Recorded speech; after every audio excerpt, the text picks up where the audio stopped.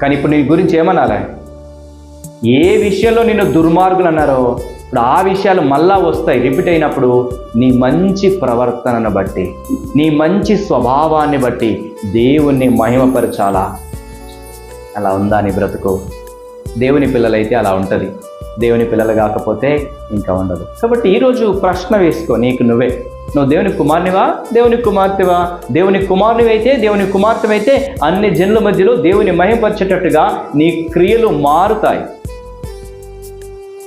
లేదంటే నీ క్రియలు అలాగే ఉంటాయి.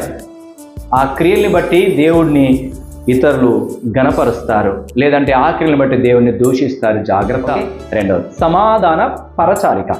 గొడవలకు దిగకూడదు, సమాధాన పడాలి. గొడవ ఏదైనా పోనీ ఇవి ఇట్లా చేద్దాం, క్లోజ్. నువ్వన్నావా, నేనన్నానా, ఆమన్నదా, ఈమన్నదా, ఆయన అన్నాడు, ఈయనన్నాడు, ఏది జరిగింది, అది జరిగింది, ఇది జరిగింది, సాక్షులు ఓహో ఏది లేదు. ఏం అవసరం? సాక్షులు అవసరమా?